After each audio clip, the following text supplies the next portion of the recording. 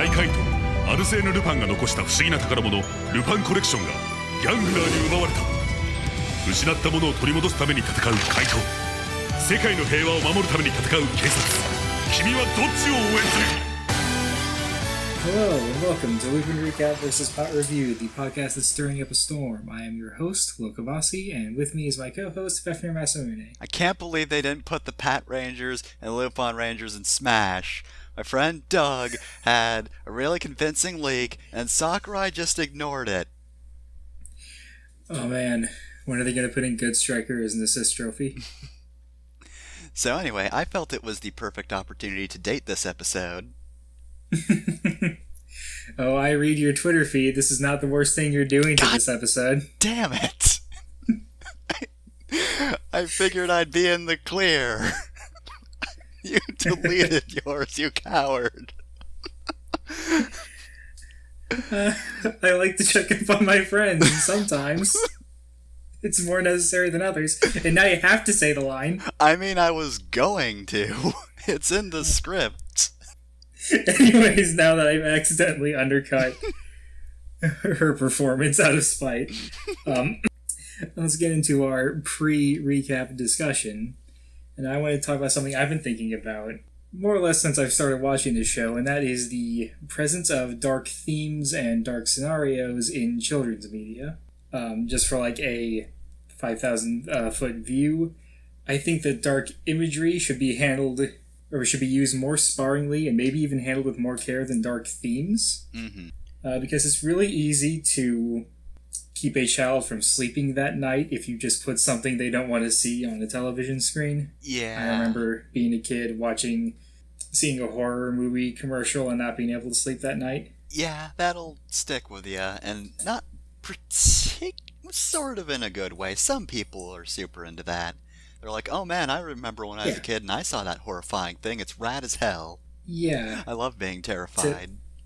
I think to some extent most kids like to be scared, but only in certain ways. Yeah. Like if you have kids or if you're around children, I should probably say, if you just quickly move at them and raise your hands and make claws with them, they'll usually run away and laugh. But that's obviously not what I'm referring to when I say dark imagery. Yeah. I also think that it doesn't serve the same purpose that dark themes do. Yeah. Because I'll talk about how serious plot lines can, do certain things. But when it comes to just, disturbing imagery, it's just there to be there. Yeah. You can build an atmosphere with it, but that takes effort. And it's, again, really more of an atmosphere not for children. It's for other people who are interested about that sort of thing.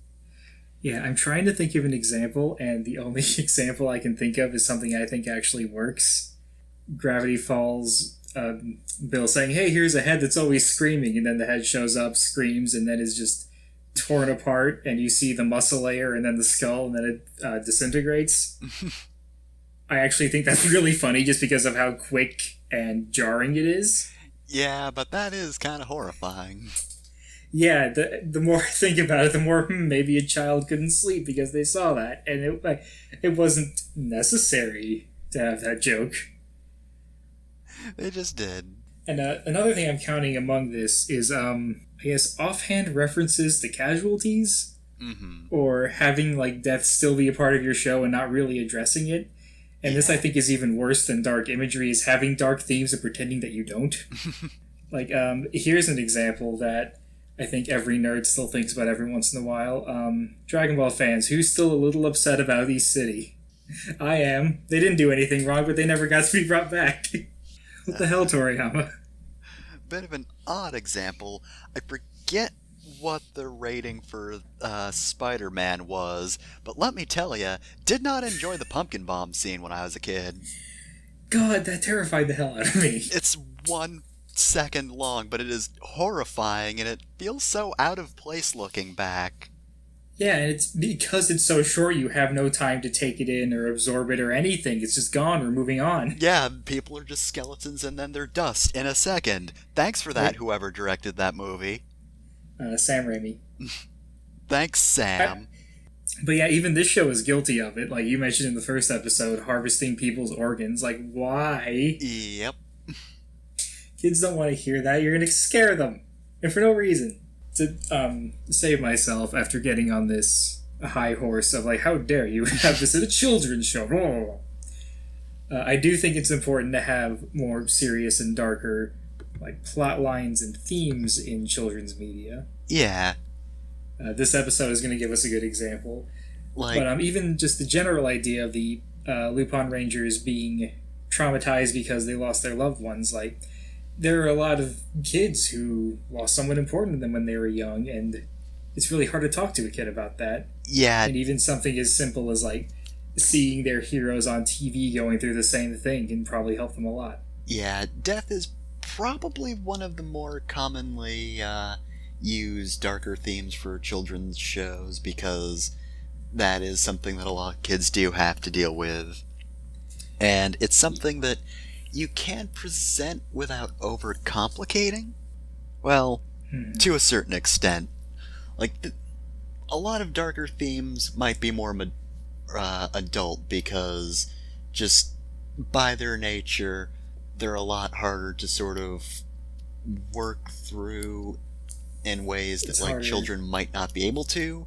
And death is complex, but at the same time, it's something you do have to get through.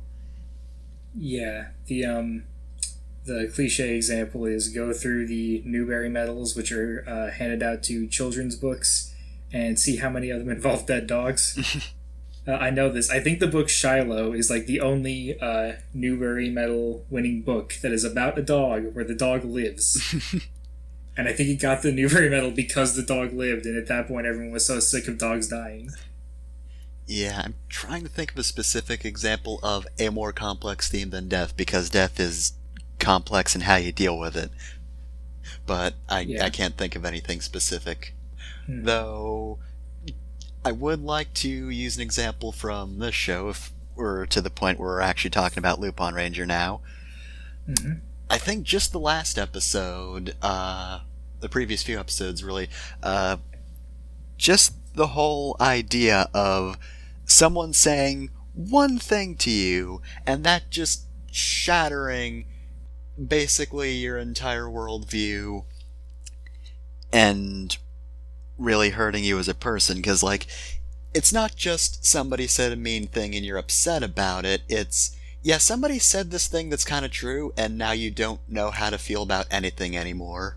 And, like, Kaichiro was able to work through it in the entire episode, but it involved him having to just sit down for a moment, think about who he was in the past and what that meant to him now. And that's how he got through it. And then Kairi didn't. I don't want to just jump on the beat up Kairi train, but I'd like to defend him, but I kind of can't right now. Yeah, and by the time you can, I'll probably be on board with him. Yeah, the extent that he learned a lesson, he learned it pretty quickly. And it was a lot less meaningful than Keiichiro's change. Because think, like, the things that Keiichiro did in that episode, and try and look for them in future episodes, and I don't know if you'll be able to find them. But with Kairi, it's not quite that way. You can still see him being a bit of a goob and a dick. Yeah. Throughout the show. But to wrap all this up, my main point is you're allowed to... I want to encourage darker themes, but only if you do something with them. Yeah. Don't just sneak violence and terrifying things on the screen just because you can. There's a reason darker and edgier as a phrase is kind of made fun of, because if you just do it for the sake of doing it, it's kind of meaningless. And honestly, I would rather deal with light and fluffy meaningless stuff than dark and edgy meaningless stuff. Yep.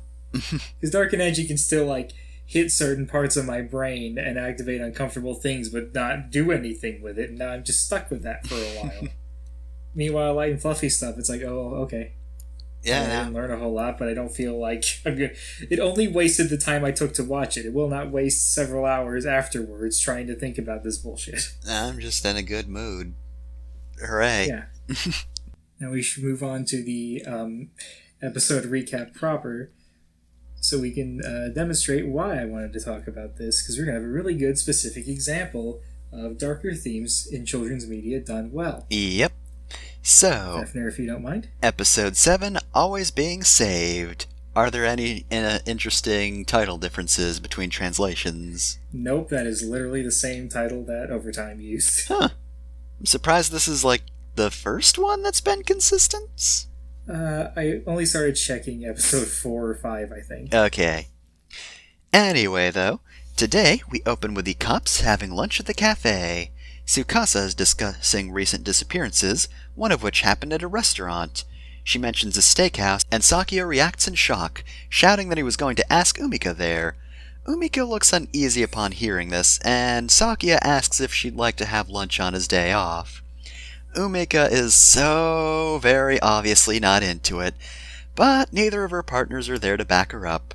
Realizing that her friends are just the worst, Umika says that she's working tomorrow. Before Sakia can bother her any further, Kaichiro cuts him off and Tsukasa drags him off. Before the cops can successfully eject him, though, he gives Umika his number. On their way back to HQ, Sakia's partners discuss his behavior. Kaichiro asks him if he's serious about Umika, and Sakia admits that he may just want to hang out with a cute girl. Both Kaichiro and Tsukasa are disappointed in him. Not a cute girl, several cute girls. This is the line I have been dreading for the first portion of the series, because I know how much you hate this character archetype. Mm-hmm. Kaichiro's reaction, though, is pretty good. Yeah, and, like, Sakia's explanation of it is, like, I guess non-threatening is the word I would use. Non-threatening. It's not great. But, like... Yeah. Like, he's not being super creepy, but just... Yeah, he's just... It's just a weird thing to have him be, honestly. Yeah. Because he's so childlike in every other respect, and I was like, well, maybe I just want to hang out with cute girls. I mean, look, I get it, people are attractive, but, like, you can't just hang up on that, Sakia. Look, I'm bisexual, therefore, if I got hung up on cute people all the time, I would be fucking stuck on my commute through New York, alright? Some people are just attractive. You do not have to act on that at all. But I wanted to say about Keiichiro, I'm glad that he was like willing to help Sakia if he was like, serious. Yeah, like date a girl he's interested in, but then when he mentions like, oh, I just want to hang out with a bunch of girls, like, well, disgusting. God, that line and his facial expressions are amazing as well. Something it may have been disgraceful, which I think is funnier. Kaichiro's actor is just really good overall. God, all these actors are really good. Yeah, I just wanted to point out his face acting in the scene is fantastic. Anyway, I should also say I'm talking about face acting because I don't really know vocal acting in Japanese. Mm-hmm. But I kept you on this scene forever, so if you want to go on. So yes, before I keep repeating myself, back at the restaurant, Kairi waves goodbye to the last people from the lunch rush, which means Umika can yell at him. Kairi thinks Umika should try cozying up to Sakia so they can get info from the police, but Umika just sighs and trashes the phone number she'd been given. And then she clearly shudders. Umika's super not into Sakia. And in the that's what you thought. I was going to say, I thought she was reacting to what's happening right after that. Oh, you mean Kogure coming in? I thought it was like when a ghost enters a room and a chill passes through everyone. It could be a little bit of both, but I thought it was just sort of a exaggerated reaction, because she was looking at the trash can. Damn, both of these interpretations sound like valid. I can't really push one over the other now. But anyway, yeah, Kogure's suddenly there, and he gives them their next target. At the given location, a group of people are enjoying their meals at a fancy restaurant, when our next Ganglar, who's not even bothering with a human disguise, comes waltzing in. A chef tries to appease him with a nice-looking dish, but this guy isn't interested in human food. Well, on second thought, he is, actually. But first, cut to the intro. This new Ganglar is introduced as Marugu Arita, and he's just hanging out at a table when the Phantom Thieves arrive. They Kaito change. I don't know if you noticed this when I listened to the episode again earlier today. I realized his name was a pun on Margarita. Oh. And that's all I remember his name as now. Okay. It's like Mirgo Arita, but I just call him Margarita. Alright, I guess he's wasting away again. So, the Phantom Thieves Kaito change, but Arita doesn't seem concerned. As they fight, Blue mentions that Arita's collection power allows him to expand spaces. Arita seems outgunned, but after a focused attack, he manages to constrict Blue with a weird tongue whip, then wastes no time pulling him over. The Ganglar's stomach opens, revealing a terrifying hellmouth that Blue is promptly tossed into. Boy, wouldn't it suck if my joke name for this Ganglar was Vorcine Lupin? The other two Lupin Rangers are horrified after seeing their friend devoured, and also at the realization that Vorcine has eaten everyone at the restaurant before they arrived. Vorcine explains that people who eat delicious food are delicious, and Blue had tasted unpleasant. I'm guessing Blue hadn't eaten before they left, because if Tuma heard someone diss his cooking, he would have torn him in half from the inside. Vorcine then aims for Yellow, but Red throws her out of the way and tells her to run. And we also get just a neat shot of the whole terrifying scene happening, like, you can see it reflected in her helmet. Just a little pretentious note on the way that scene is shot. Because it's reflected in her eyes, I think they're trying to say that it's not important that this is happening a second time. It's important that Umika is seeing it. Mm-hmm. So that's where I pretend to have gone to film school. So Yellow, now the only ranger left, is not only terrified of her current plight, but she also flashes back to the death of her friends at the hands of Zamigo. She collapses to the ground in a panic attack, and Vorcine makes no attempt to actually look for her before leaving. At Degranio's mansion, the usual suspects are talking about Vorcine. Destra mentions that Vorcine has a limitless appetite thanks to his collection piece, and Degranio is hoping that Vorcine will send a few meals his way. We then cut to Vorcine's stomach. Kairi and Tuma look around at the furniture and the people who had been devoured beforehand. Kairi attempts to upset Vorcine's stomach by shooting it, but it turns out that's a bad idea. A burst of acidic steam shoots forth and nearly melts Kairi's hand. Thank goodness for gloves. But the thieves then realize that the fog at their feet is indeed stomach acid, and standing around doing nothing could prove fatal. I want to point out my only note for this scene is fucking nightmare. Yeah, kinda. There's just nothing coherent to say about this. This is horrifying. Yeah, it's just this gross, fleshy wall, ominous fog that is not only ominous, but actively murderous. And the digestive fluid is in the air. Yep. You could breathe it in if you're not careful. Ooh. They don't go over that at any point. It's just the fog on the ground. So, thanks to kid show rules, it's probably not the case. I mean, it could just be like mostly heavier than air, so it can't get too high. Fingers crossed. So, it's the middle of the night back at Bistro Jour. Umika staggers back home, disheartened after the day's events. She laments the fact that she's always being saved, leading to a flashback of her childhood. In class, a few kids are making fun of Umika for the dress she was wearing. Her friend Shiho defends her, and the bullies lost interest. We then cut to an older Umika holding a really well-drawn concept art for a manga, which Shiho had drawn. Umika promises to cheer her friend on, and we're taken to the next scene. In a familiar-looking mall, Umika is congratulating her friend on getting her work published. But as they prepare for lunch, Shiho notices something.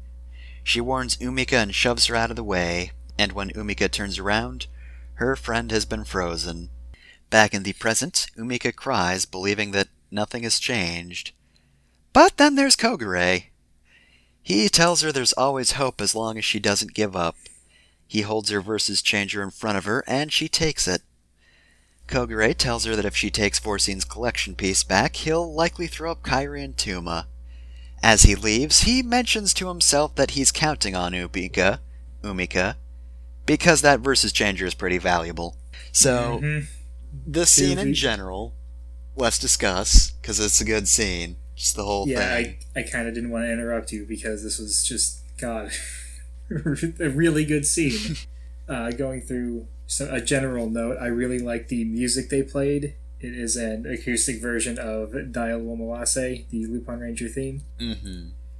And I wouldn't have thought that that would work. I mean, it actually is a nice, sad song. Yeah, he can remix things in a lot of interesting ways. Is light him off the correct term for this situation? Just the same general tune? I'm really bad I'm with sorry, it music took me a second to realize what terminology. word you said, because I always pronounce it leitmotif. Leitmotif, however that's pronounced. It might be leitmotif, but I think it's leet. Yeah, that makes way more sense, actually. Anyway, yeah, I don't know That's music fine. There are a terms. ton of words you would like never hear said and only ever see written, and leitmotif tends to be one of them. Yeah, but I don't know music terminology, so I don't know if that one's apt, but yeah, just you can get a lot of different emotions depending on how you play a tune. So yeah, there's that. The lighting is fantastic. It's the middle of the night. The restaurant's just shadowed well. And I left out a bunch of details in that scene, like when she comes in, Umika's just remembering Tuma there in the kitchen before it fades back into an empty kitchen. Same with Kairi over the tables. I liked her line talking about Kairi. Yeah. She says, like, every time I've asked you to help, you refused, and now the one time you do help, it's this. Yep. I And think that's an important insight into their dynamic. yep. And made me reconsider the Lupin Ranger dynamic, and I'm going to say in a more positive light. I will explain later. Alright. So, yeah, there's that. I just really like her line of nothing has changed. That one hurts. Yeah. I really just like in general how this is portrayed. Mm-hmm. Because they could have, if this show were even just a little bit older, or the writers were a bit more assholish, this could have just been like a hysterical woman trope. Mm-hmm. But instead they're portraying it very somberly, very respectfully. I really, up until the last line, I really liked Kogure's motivational speech. Yeah, like, you can actually see how the Lupin Rangers would trust him, because it does seem like he's cheering her up, and we also get a flashback to when they first met and he gave her the Versus Changer. And, you know, it cuts over back and forth between the events like that. It doesn't seem to be a situation where he is like, oh, you just have to pick yourself up. You can't waste time being sad.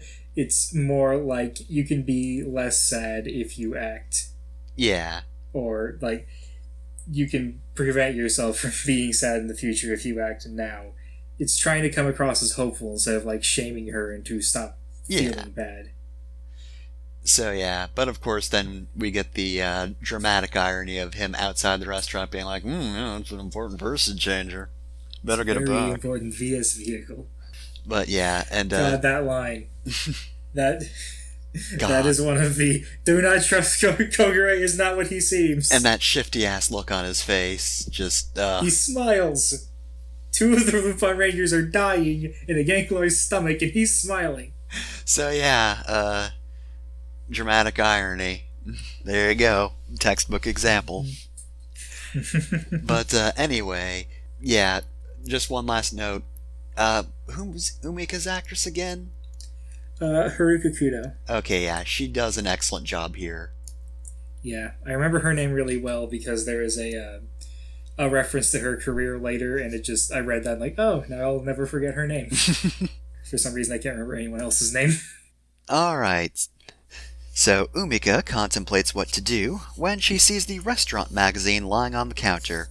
Remembering the discussion the cops were having earlier, she flips through the pages and finds the restaurants that Vorsin had visited, both in a row. She figures the next listed restaurant will be Vorsin's next target, but is worried about taking him on solo. Which brings her to another idea, as she looks at the nearby trash can. Speaking of which, back at Police HQ the next day, Sakia receives a call.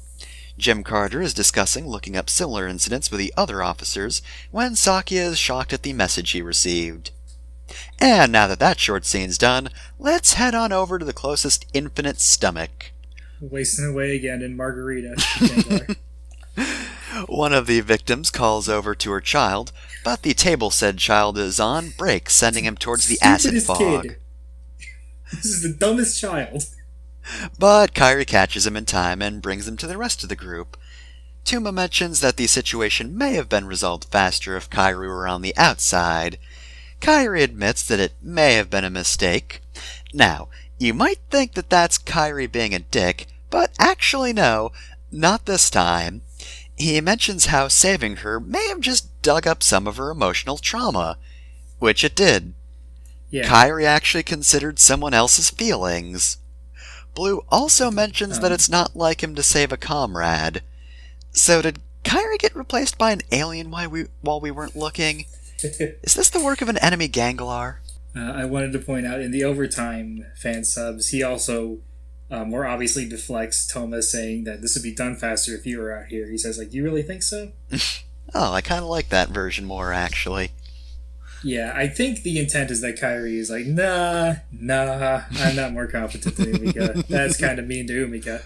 I also do like that he knows enough about Umika to know that she has these problems, because it kind of ties into something I said, like, oh god, I think episode 3. Kairi is thinking about other people. He does have reasons for acting, but he never shares them, so he looks like a bigger dick than he actually is. Yeah, or he notices things about people and then uses it against them, like in the last episode. That was the enemy. All's fair in love and war. God. See, that's the problem, is if he did that to any other cop, I'd be fine with it. I know, right? But no, I actually know and like Keiichiro. But if anything, it pushed Keiichiro to become a better person, so really... it was helpful all along. No, you're right, Kairi was being unreasonable in that episode.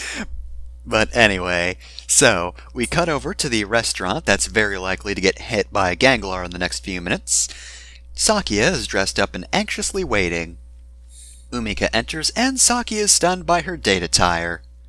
Umika manages to pretend to be interested in this date and gives an excuse as to why she changed her mind. Meanwhile, Keiichiro and Tsukasa are investigating the previous restaurant, annoyed that Sakia got them worked up over nothing, and bailed. Back at the restaurant, Umika is doing less of a good job at pretending to be interested as the date drags on. Thankfully, Umika only has to trudge through like 2 minutes of Sakia before Vorcine charges in, expecting a feast. Sakia is surprised and tells Umika to run. Sakia kaisatsu changes and fights Vorcine, introducing himself in the process. I do always love the scenes where, like, they don't have the proper transformation sequence, so the ranger just has to be like, oh, hi, yeah, I'm this character. And they still just do their pose, just mid-punch. Same background. I also have the note here, Sakia cares about Umika more than Toma does. Yeah. Yeah. So I love Toma, but god, he needs to work on his interpersonal relationship skills. He has one good interpersonal relationship, and she's dead. She is very dead, and now he will take no others. This is a Game Boy Advance Fire Emblem game. Tuma has maxed out his support, and he used both of his C supports on Kairi and Umika. Can't do any others.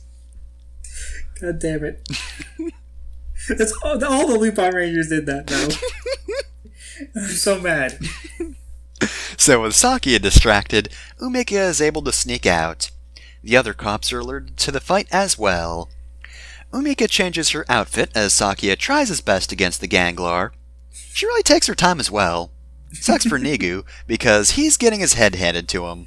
But the other 2 Pat Rangers arrive on the scene just in time and begin firing on Vorcine. As they get the upper hand, Ichigo and Sangu manage to grab Vorcine, and Nigu charges in, preparing to finish him off. Then... I wanted to say one thing about Umika. I know we both joked about her like taking her time because it was just Sakia putting his life on the line. But when I rewatched the episode, I noticed the way she like stares in the mirror and like lightly slaps her face a couple of times. Yeah, she's trying to get herself prepped. Yeah, I think she just needs like more time going in alone. Yep. I thought that was like... It was something I missed, although clearly you didn't. But I didn't notice it until today, and I thought it was worth pointing out. I mean, yeah, it also took me until my second watch to just notice how she was just really trying to psych herself up, it seems. Yeah, and this was my third or fourth. She's good emotional support for other people, but yeah, she needs a second. So... Also, Keiichiro's line upon rushing to Saki's aid. I don't remember how TV Nahon translated, but over time, when he like slaps Saki on the back, he says, "Good work, rookie. Your job's almost done." Because he's a good boss. I'm glad he really took that "I do well when I'm praised" to heart, and is just praising Saki every chance he gets. Yep. So, then, a grappling hook winds around a tree branch. Nigu turns to his side and panics as a disguised Umika swings in and fucking hurricanranas him to the ground before tearing Vorcine out of the grips of Ichigo and Sangu and tossing him a few feet away. Umika smash! This scene rules. I don't know why Umika is suddenly stronger than 3 Rangers in the Ganglar, but I'm here for it. It's probably the element of surprise, but it rules nonetheless. This is what I think about your fucking date. And, like, I'm not exaggerating about the Hurricanrana thing. It's a fucking Hurricanrana. She almost killed him. I loved it. So, Umika opens Vorcine's safe. 1, 2, 8, which I think is actually a number pun, right? Oh, probably. I don't know what it would be. Okay, let's see. 1 is each knee. Yeah, I don't know if that means anything. Yeah, I remember reading that it was apparently a pun, but yeah, I'll check that out once the thing's done and we're talking about the Ganglar. Yeah, I know all the Battle Fighters are number puns. They talk about 0, 10 being rate, 116 being Iero, and I never looked up Blue again. But Cyclone has the same thing, where whatever its number is a way of saying Cyclone. Yeah. So, Umika nabs his treasure, the All Your Love, which is some kind of oil lamp or something, or, the genie lamp, that one. Yeah. I think that's what more people know it as. Apparently, All Your Love, parentheses, I Miss Loving, is a song by Otis Rush. I don't know who that is. I don't know the song. Me neither. The lamp is apparently from Magi Ranger, which I think became Power Rangers Mystic Force, but I don't know what it does. That would make sense. Just the Sentai to Power Rangers one. I can see that title, but anyway. With the oil lamp gone, Vorcine's stomach can no longer keep its contents, and all of the victims and quite a bit of furniture explode out into the woods. Which I guess means I can't call him Vorcine Lupin anymore. Surprising it didn't kill him and just kill him right there. Speaking of that, though, I would like to point out that we only ever see that one set of victims from the restaurant at the beginning of the episode, which I guess means everyone he ate from the steakhouse is just fucking dead forever. Yep, they just sat there until the mist dissolved them. Yep. That's kind of, one of the things that bothers me about this episode and this show is that they'll very frequently allude to off-screen victims in a way that gives me no closure and just leaves me a little anxious. Yeah, no one mentions it. But, they mention it enough so you know it happened, but then they don't mention it more because I guess they think that the kids are distracted and aren't thinking about it anymore. But I guarantee you the kids are still thinking about it. They're thinking about it more than the adults are. Yep. They want to know if everyone's safe. So, either way, Kairi and Tuma are free, and the other victims of Arita tell the Pat Rangers that the Phantom Thieves were the ones to save them. No, Fefner. Kairi came out the mouth. He's not Kairi. Arita's mad now, so the thieves Kaito change and beat him up. Turns out, being mad at someone eating you gives you a really good advantage. Red uses the Cyclone Kaito boost. All 3 Rangers fire shots, which combine into an energy wind disc thing that rebounds off the trees, cutting them down as it goes. By the end, Arita is crushed under several trees, and I think he also gets decapitated? It's kind of hard to tell. He really gets logged down, and that's followed quickly by a screen-covering explosion, but I'm pretty sure I saw something rise up from that. Yeah, it's not enough they brought down the entire forest on top of him, they also have to cut him in half. Yeah, it was... He might be okay otherwise. It was either his other half, or some very head-shaped branches. Who knows? Couldn't tell. Anyway, Ghosh doesn't waste too much time at this point, though. If this process took more than 15 seconds by this point, one of the Rangers would probably aim for her. So, Rita's big now, meaning he doesn't need a fancy collection piece to eat the whole city. Ghost just fucks off as Arita starts to do his thing. It's then that Good Striker wanders in and decides to help the Phantom Thieves. Except they absolutely can't be bothered at this point. Red and Blue both got bored.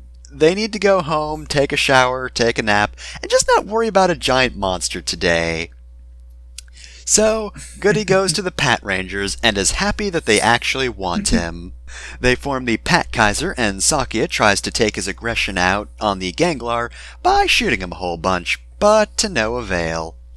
Also, the Pat Kaiser shoots bullets, like, actually large-ass bullets, not energy. Oh yeah. That's weird. I sort of assumed they were energy beams, but no, Margarita knocks the bullets out and you see the bullets hit the ground. Yeah, the shells are just there. I don't get it. I don't know why that is so weird to me. It should be energy. It makes more sense. Yes, just to... he never reloads. Yeah, he never reloads. Also, that just seems like a hazard, to just have giant bullet shells fall through the sky to the ground. I'm sure they just thought it looked cool. I'm willing to bet in every other episode they're actually energy bullets. Probably, yeah. So, Arita manages to rope up the Pat Kaiser, so Ichigo launches the biker, which rides out along Arita's whip and slams into him before replacing the Pat Kaiser's right arm. I love that so much because when Kairi summons the Cyclone, it just immediately swaps out the arm, so you think the same thing is going to happen here, and then the bite just rams him in the face. Yeah, this rules. Drives along the whip and slams him in the face. Could only work from a 2D plane. You see it from the side. It makes no sense, but you know what? I don't care. Yeah, there are people who ride motorcycles across tightropes. And this is a fancy robot motorcycle, so it checks out. It has a gyroscope. Those things are basically magic. So the Pat Rangers gain the upper hand and start yo-yoing Arita to death. They then rope up Arita instead, turning the tables on him, and prepare the Pat Kaiser lockup strike. They toss Arita up into the air and continuously fire at him until he explodes, dessertless. Much better finishing move than their standard shot. Bullet Strike's just kind of boring. This one's fancy. Also, I remember Tsukasa having a line of like, I guess the police and yo-yos go well together. I just think that's worth pointing out. I have nothing really clever to say about that. That's weird enough to stand on its own. I guess you can't win them all, Tsukasa. It's one of those things where like this is probably a reference to something that I'm just not getting. Yeah, I'm gonna guess that's famous, some other Sentai thing. The famous manga Yo-Yo Cop. So, Nigu is left muttering Umika's name as the Pat Kaiser separates and Good Striker leaves. Later on, it's business as usual at the cafe. Everyone's hard at work except for Kairi, who's chatting up the customers. The cops come in for lunch as usual, and Saki expresses concern for Umika, since she never called back afterwards. Kairi, being Kairi, teases Umika for ghosting Sakia. Sakia apologizes for having to work in the middle of their dates. Umika also apologizes, but has to follow that up with, for putting you in that situation, because saying, sorry for hurricanranaing you would have immediately given her away, and she really shouldn't be sorry for that anyway. Also, it's even a little suspicious to say sorry for putting you in that situation, because as far as Sakia knows, it's dumb luck. And not that Umika deliberately put him in a situation where he might die. Yeah, Sakia doesn't notice at all because he's Sakia, and he is left literally glowing at Umika's kindness. Neither of his partners are enthused. Tsukasa's attention wanders, and she notices Kairi teasing Umika in the same way that Red teases Yellow. She sees Tuma as the blue Phantom Thief, as he's just off to the side done with all of this. The episode draws to a close as a concerned Tsukasa makes a very important connection. Dun-dun. Also, there were no Podamen in this episode, huh? Are you kidding me? He ate the Podamen. Ah, that makes sense. I don't know if it happened like just off screen or if it happened once like 20 years ago, and ever since, no Podamen wants to fuck with him. Maybe he just sees them as the unlimited breadsticks. Wow, boss just keeps giving me these delicious Podamen who eat fine food all the time. Now I just wanted to summon Podamen by yelling, breadsticks! I did want to say one thing. Over time, slightly changed Sakuya's reaction so that a sentence he says a lot is something like, oh, this is bad. So his reaction to realizing he actually does genuinely care about Umika is like, oh, no, I'm in love. Ah, fuck. Ah, crap. That general approach has its problems, I'm sure, but I kind of like it. In general. It's funny to me. Oh, I don't want to be in love. Fuck off, Cupid. Alright, so, that's the episode, and There's the recap finished. Sure you'll be delighted to know, don't have that much to say about, Arita. Margarita. Yeah, though I did, look it up, so, let's see. The password on his safe is a pun on want to eat. Oh, that's English. God damn it. I could have figured that one out. Yeah, 1, 2, wait, 1, 2, eat. Oh, yeah. They only changed 8. What the hell? How did I not immediately catch on that? Yeah, my only note for him is scary as shit. Yeah, he's terrifying, but... I kind of want to keep track of, like, how the terrifying Ganglars evolve. Because first there was Garato, who just had, like, a vaguely intimidating design. Yeah. Like, he was preceded and succeeded by 2 goofy Ganglars, so he stands out in that respect. Yep. And then Labroom is a fucking human trafficker, and that's horrifying in its own respect. Yep. This is the first one that's, like, horrifying every single time he is on screen. Yeah. Because Labroom's kind of funny in his human form, and he's not super scary until you see the extent of his operation, really. Margarita is just a nightmare from beginning to end. Yeah, even if he does basically have an anteater hat. And I don't even know what his base power was. I think it's basically just the whip and his claws, except at one point he also shoots energy beams, like, one time. My ability of owning a whip. Yeah. I mean, it's kind of a tongue-like whip, so it's theming, but yeah. He cut off his tongue and attached it to his stick. Then he grew a tongue back. But yeah, his gimmick really does rely a lot on his safe power. Yeah, I do think it's interesting that safe power versus base power isn't always the same, like, level of usefulness. Yep, sometimes they're super useful, like this one, or with Garato. And then there's, like, Nemeri, the slug, the painter slug who only used his collection piece to impress Degranio and more or less got along on his own. And then, of course, Jaws... Labrum, the first person to think about how his powers might work together. Yeah, like, he kind of works together with both of them because his collection piece is really useful for his operations and his big fight, but for the most part he does actually do just a lot of fighting with his weapon. And then, of course, Bumbolt, known for running away, got a good safe power for it, but frequently uses his sword, so he's also kind of balanced. Though a little more on the side of actual power. But, other than that... the Ganglars. Well, one more thing. Would like to say, while I wasn't as interested in him in his big fight, I thought this was the best big fight in the last few episodes, mainly because of the motorcycle. Yeah. But, to be fair, that is a legitimately good scene, because it's funny, but also it's just a much more well-constructed big fight than the last few, I think. Yeah. It feels like it jumps around less.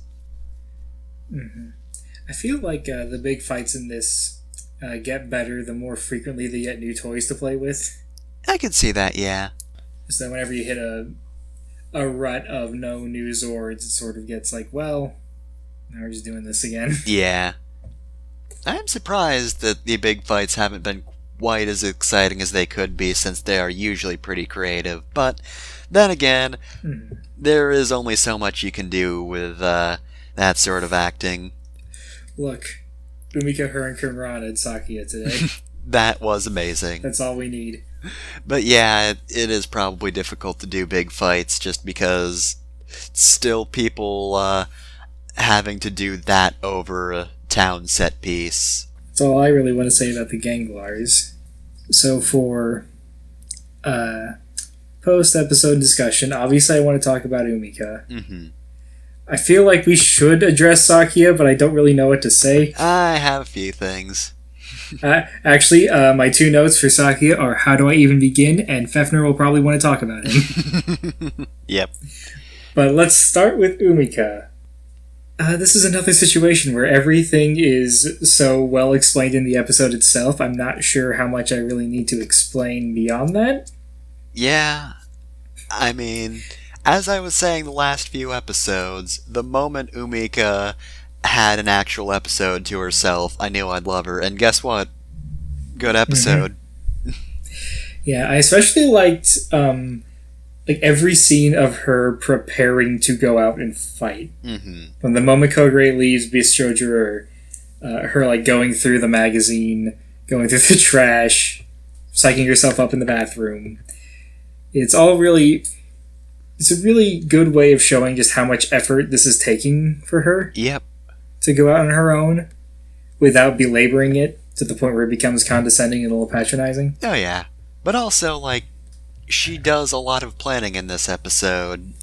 She does a few clever things, and like, while technically speaking, Kairi did suggest using Sakia to get information, it was still her plan to not use him as bait. That was Umika's addition to the plan. Yep.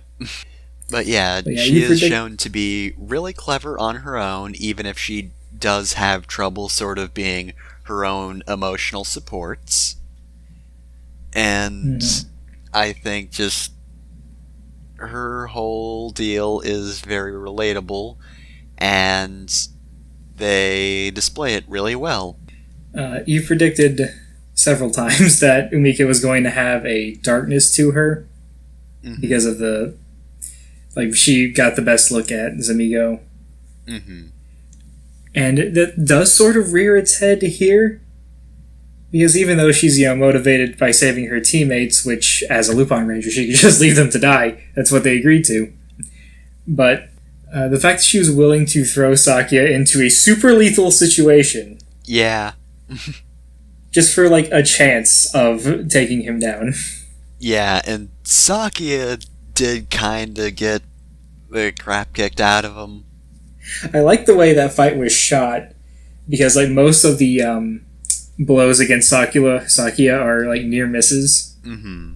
So it shows that Sakia is actually capable of figuring out how to fight someone stronger than him. Yeah, he's capable. You dodge. He does pretty well for a while, but just before the other Pat Rangers come in, he does get thrown against a tree. So it's clear he's never going to win, but that's not going to stop him from fighting. Yeah. So there was one other thing on Umika. Not Umika specific, not Umika entirely, but something about her dynamic with Kairi and Toma that I think might be the cause of their problems in Bistro Juror. Kairi is aware of Umika's PTSD and problems with needing to be saved.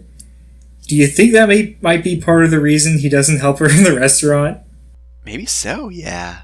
Not even like a mean way of like, oh, she doesn't want to be helped, but like just a way to show to her, like, you can do things on your own. You run this restaurant by yourself. I don't do anything. It could in part be that, yeah. Now, I don't think Umika sees it that way, but... I don't think it's a good idea. No. And then, of course, like, Tuma barely notices it. Yeah, and Kairi, you got this reversed. You were ditching her when she wanted your help, and you helped her when she wanted you to ditch her. Yep. Kairi, talk to your friends. Yeah, so while Kairi does usually seem to treat Umika in a little bit of a childish manner, he does actually believe in her overall. Meanwhile, Tuma will relate to Umika when, like, Kairi's goofing off. He'll be like, oh, yeah, you know, Kairi, he'll just do that. I don't expect him back at the restaurant. He's lazy. But then here it's like, Umika's probably not going to save us that quickly, right? I guess Toma just doesn't have any faith in anyone. Yeah, I mean, can't be surprised about that at this point. I guess he just knows that, like, Umika's better in the restaurant, Kairi's better in a fight, but Kairi doesn't think Kairi's better in a fight. This also ties into something else you've predicted of the willingness to abandon each other if the situation calls for it. Oh, yeah. I think this is proof positive that Umika does not care at all about that rule. Yeah, no, she definitely does not at all. I think at this point the only one who might go through that would be Tuma, but even then... I say Kairi is a might, because we've established he is fairly empathetic, even though he's good at hiding it. Mm-hmm. And it's conceivable that Toma would actually want Kairi to abandon him and wish Aya back. Yeah. So Kairi could if the situation called for it. Yeah, but I think Umika will never. And I don't think Toma is a might. I think Toma is a will. I think he wakes up hoping for a chance to abandon Kairi to his death. Yeah, I think with Kairi it would be like with episode 1, where it's like, he might not always immediately help his friends, but he does believe in them to a certain extent, where he just kind of assumes that they'll be alright. But yeah, with Tuma, really kind of hard to tell. He's not a complete asshole, but also, like, if he thought that it would hurt him to go back, or, like, ruin his chances to bring Aya back, then yeah, he would not help. God, Toma is such an enigma. Because his actor is really good at not emoting. He can. We've seen in the first episode, he can emote very well. Yep. He just chooses not to, because that's not what Toma would do. And it just... I don't know how I didn't pick up on how little I could trust Toma the first time I watched through this show. He is plotting their downfall, I swear to God. He has like 20 different contingency plans on how to save Aya, and most of them involve abandoning the Lupin Rangers, I think. The only reason he could be trustworthy is he doesn't really trust Kogure either. Oh god, it just gets to the final episode. Alright, so, you only get one wish, and also the other 2 Lupin Rangers will die if you make that wish, and then Tuma just jumps in. Alright, bring Aya back. I just picture like Toma stands up and Kairi like punches him out. I knew it. I knew you were gonna do it. So anyway, I guess we're on to Sakia then. So the first few episodes, I wasn't really too keen on it, but like I didn't hate this plot point of him having a crush on Umika, because like a crush is fine. But by this point, he has looked at Umika, and at no point does Umika ever look comfortable around Sakia. So, Sakia is just so incredibly dense that it is really kind of uncomfortable. Yeah. And it doesn't help that Toma and Kairi are willing to, like, just abandon her. Yep. To deal with that on her own. Yeah, Umika has to rely on Kaiichiro and Tsukasa reining Sakia in. Honestly, those two go a long way to making this tolerable for me. Yeah. Because as long as they're there, like, I know Umika doesn't have to put up with this for too long. Because neither Tsukasa or Keiichiro want Sakia to do this shit when he's in uniform. Nope. They probably don't really appreciate it when he's out of uniform either. Yeah. But we know Keiichiro doesn't. Mm-hmm. He said so in so many words. Yep. But yeah, like we discussed it, I think, the last episode, where some plot points you don't really want going beyond a single episode, and if I had to choose a plot point that went beyond an episode, it wouldn't be this one. Because, as I said last time, I figured this would, go more into the Umika-Sakia relationship, and it did, but it didn't resolve it, and I was kind of hoping it would. Yeah. I'm trying to think about how this goes. I'll say right now, there's nothing super gross. I didn't think there would be. There's a couple of lines that are, like, to me, simultaneously funny, and why would you put that in the script. Mm-hmm. Just like headache-inducing a little, but Yeah.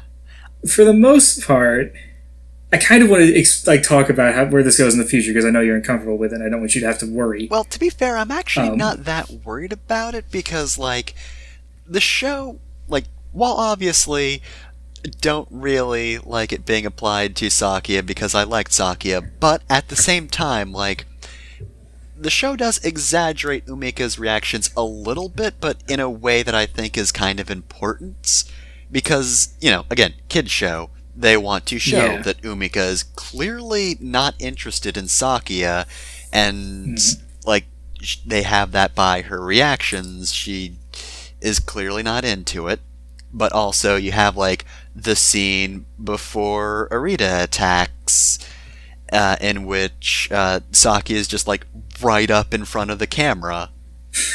It's supposed to be super uncomfortable, and obviously Sakia is well-meaning, but it doesn't matter how well-meaning you are when the other person's not interested. And I do think the show's doing a good job of sort of hinting at that. I think they portray it well. So anyway, sorry, what were you saying? What do you think of the one line that took 100 Sakia fans by surprise? Maybe I just want to hang out with cute girls. I mean, maybe I've been desensitized because I've heard far more lecherous lines, but, like, it's not... I don't know, like, it's not even that bad. It definitely seems odd coming from him, and it's a weird thing to say. But also, it's just like, hey, I want to hang out with cute people. Like, okay. Like, this is a weird thing for me to bring up because in high school I realized I was more comfortable around girls than boys, and now I know it's because I was rejecting toxic masculinity and I was trying to hang out with people I didn't have to worry about that with. But at the time, I just rationalized it as, hey, I want to hang out with you girls. What's the big idea? Why do you care? Okay, yeah. The problem is I was in high school and Sakia is my age now. So this feels like he could at least have this a bit more sorted out than I did in high school. Well, to be fair, like, Sakia is, like, at least in terms of presentation, the youngest of the Pat Rangers. So, technically speaking, very teen-like. And he's actually interested in Umika's life. Yeah. He asks her about, like, oh, are you interested in fashion? He actually wants to learn about her. Yeah. It isn't just... It's not just, you're attractive. Honestly, this is probably the best portrayal of this character archetype ever, and it just goes to show why this character archetype should not exist. I do think that, like, overall it's good, even though, like, well, not good. The fact that they are utilizing it is, I think, is necessary, because a lot of people might tend to do this. Again, like, they're not trying to portray Sakia as a bad person, just way over enthusiastic towards a person who's not interested in him, and you kind of have to understand that sometimes that just happens. You know, you might think a person is cute and you might be interested in them, but they're super not into you. I think the most important thing is that Umika is never portrayed as being in the wrong. Yeah, no, like... The show never, even for a second, thinks that she is wrong for rejecting him. They kind of tease her for, like, not calling him afterwards. Yeah. But, I mean, then that's also Kyrie. It's Kyrie. But yeah, Sakia is definitely in the wrong. I think the portrayal clearly shows that. Well, not even, again, not necessarily wrong. They're not trying to make him out to be evil because he's not being a super creep about it. Yeah, he just doesn't quite understand boundaries. Yeah. Oh, Sakia. It's an important lesson.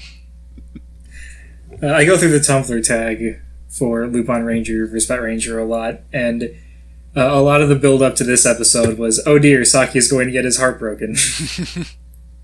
So there are people who are like, yeah, Umika's not into him, and agreed with Umika for not being into him, but still like Sakia enough that they didn't want to see his heart broken. Yeah, I don't hate Sakia. It's just, Still kind of wish they'd resolve this plot point faster for everyone's sake.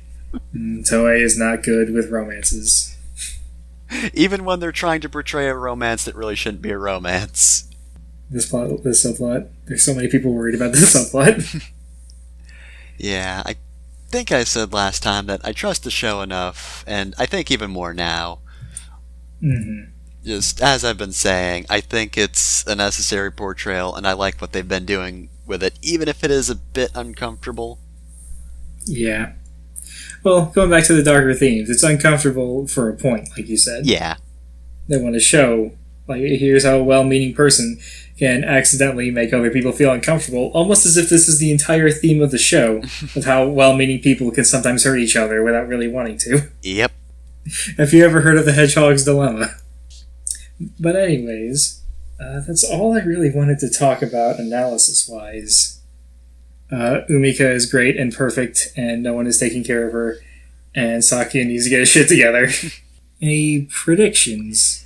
I guess this episode may not have given you much to work with, but we did see the preview. Yep, we saw the preview, so, Oh, what the hell am I talking about? How do you think the investigation's gonna turn out? Oh boy, okay, so, this could end, one of two ways.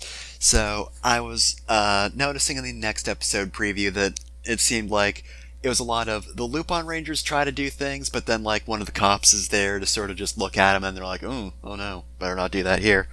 So, either the Lupin Rangers are going to have to enact some wacky plan to make the cops think that they're not the Lupin Rangers, or we're just not going to be at the cafe anymore. We're just going to have to change the Lupin Rangers main HQ. It all depends on how this turns out. So do you think they'll uncover the identities? I don't... Or is that implied in abandoning Juror? I think if they abandon Juror, then yeah, that would be the cops figure it out. But I feel like it's probably going to lean more towards the thieves manage to trick the cops. Well, nice thing about this prediction, you're going to get some pretty immediate confirmation or projection. Next episode. Yeah. It's not like Umika where you had to predict that 20 times. Yep. I am definitely interested in the next episode, though. I want to see how that turns out. Oh, yeah. And, of course, another thing about the preview, Ghosh is going to be there fighting. Mm-hmm. She finally gets some time in the sun. Can't wait to see how that goes. Can't wait for one of the Lupin Rangers to fucking die.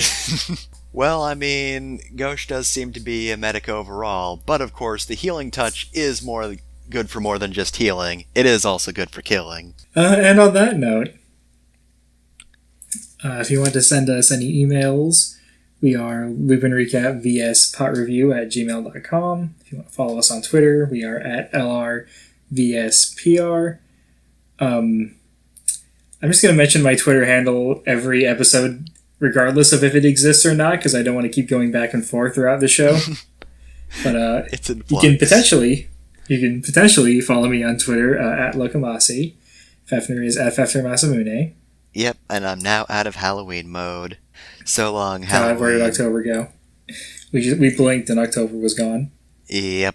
With that, we will see you in the next episode, where the police potentially discover the Lupin Rangers' identities. But until then, adieu.